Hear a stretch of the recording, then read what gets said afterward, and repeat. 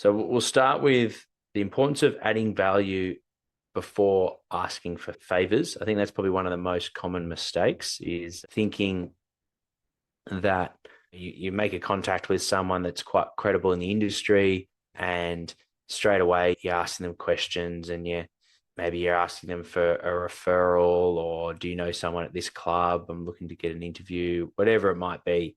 So first, before asking for favors, I think just show that you're interested. Sounds probably simple and basic, but develop the relationship like you would develop any other relationship in that you're thinking it's something. I think it might be someone that you're going to work with or could work with in the future. So don't rush and take shortcuts for the short-term gain. Think of it like you're going to be in this industry for over 20 years and you want to treat that relationship with respect and a two-way process rather than just take.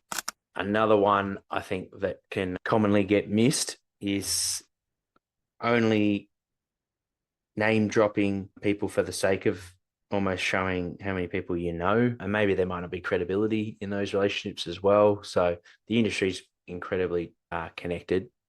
So I wouldn't be name dropping for the sake of name dropping. I don't think that is playing the long game. Not being prepared, I think that goes into things like conferences, and I'll touch on that a little bit later on, but conferences, workshops, courses, anything industry perspective, that's going to be an opportunity to network and develop your brand, whether you're aware of it or not. So make sure you're prepared, have an understanding on who's going to those courses. Do you have any mutual connections, interests, and put some energy into that space and be prepared into maximizing that period of or that course. Another common mistake is posting content that damages your credibility.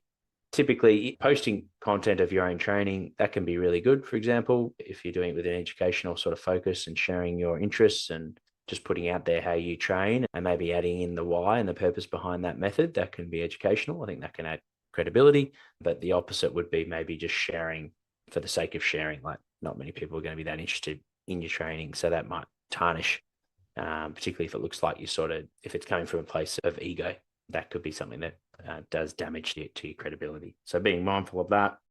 When it comes to networking, break it down into the big five. So you've got your past mentors, those that you've worked with or that have helped you along the way, staying connected with them. You've got your colleagues, those that you're currently working with, educators, of course, any that have educated you along the way through formal education, your sports science degree, masters, and researchers that I think that's it's hugely valuable to stay connected with them and keep a finger on the pulse with where the research is going. Coaches from different codes, so NRL, AFL, A-League, awesome opportunity to do PD and to shadow in the off season. And then other disciplines, like I said, physiotherapists, coaches, doctors, analysts, don't just stick to your own silo of strength and conditioning. So they're probably the big five: past mentors, colleagues, educators, coaches, and other disciplines like your medical sort of staff and sports science. Where do you go about developing? So if you might be listening to this and you've just started the industry and it can be quite overwhelming, and where do you start? Remember, think the long game. So don't rush it. Let it take time. You'd rather have quality over quantity. I think at the end of the day, when you're putting down references, you're typically only going to put 2 or 3 down on your CV. When you work at organizations, that's who people are going to call when you're going for a job. So that's where going back to your colleagues, making sure you've got a really strong relationship there and you're doing really good work, because that's going to come through and pay dividends later on, even years down the track, a place that you worked at 4 years ago. So you never know who you're going to work with next.